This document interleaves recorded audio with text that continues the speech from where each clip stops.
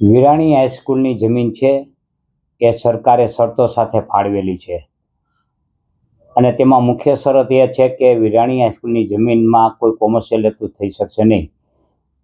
ટૂંકમાં શૈક્ષણિક હેતુ સિવાય કોઈ કાર્ય થઈ શકશે નહીં કે કોઈને ભાડે આપી શકાશે નહીં કે તેમાંથી નફો રળી શકાશે નહીં તેવી સ્પષ્ટ શરતો હોવા છતાં વિરાણી હાઈસ્કૂલના પ્રવર્તમાન ટ્રસ્ટીઓએ આ વિરાણી સ્કૂલના મેદાનમાં એક મોટું ખાણીપીણીનું બજાર ઊભું કરી દીધું છે.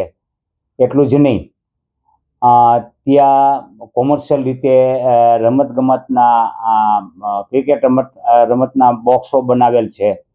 આ બધી બાબતો છે એ જે મૂળભૂત હેતુથી જે જમીન અપાયેલ છે તે મૂળભૂત હેતુની વિપરીત છે, વિરુદ્ધ છે.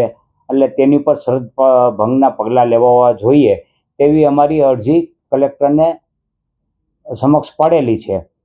પ્રાંત અધિકારીને અમે પણ અરજી આપેલી છે. આ અરજીનો હજી યોગ્ય નિકાલ થયો નથી.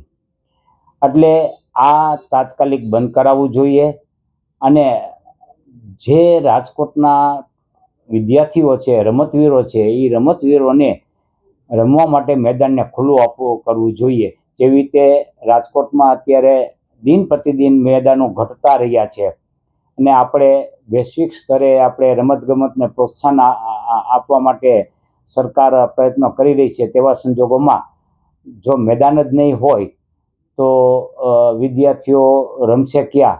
એટલે આ મોટો પ્રશ્ન છે. એટલે આ શરતભંગના પગલાં લેવાય અને ટ્રસ્ટીઓ પર યોગ્ય કાર્યવાહી કરવામાં આવે અને જે નફો રળ્યો છે એ ટ્રસ્ટીઓ પાસેથી વસૂલ કરવામાં આવે. આ બધી અમારી માંગણીઓ છે. જમીન છે 49,700 વાર જેવી જમીન છે, એટલે કે 50,000 વાર જેવી જમીન છે. 2 લાખ રૂપિયાનો આપણે ભાવ ગણીએ સામાન્ય રીતે તો પણ 1,000 કરોડની જમીન થાય છે. અને આ જમીન વેચવા માટેના પ્રયત્નો થયેલા પણ એની ઉપર અમે 2019-20ની અંદર કાર્યવાહી કરી અને તે અટકાવી દીધેલું છે. પણ હજી તેમની માનસિકતા છે અને ટ્રસ્ટીનો દોરો છે એ જમીન ઉપર છે.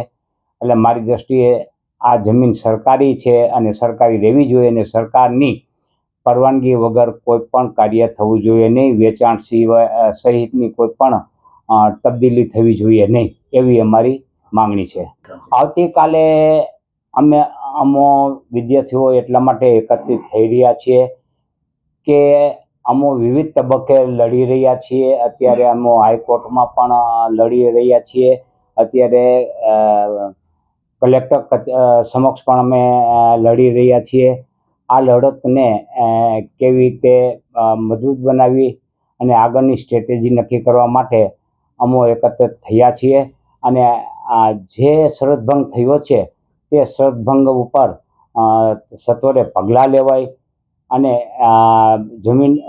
જમીનને ખુલ્લી કરવામાં આવે, મેદાનને ખુલ્લું કરવામાં આવે અને વિદ્યાર્થીઓને અને રમતવીરોને રમવા માટે ફરીથી કાર્યરત કરવામાં આવે તે માટે મારી લડત છે.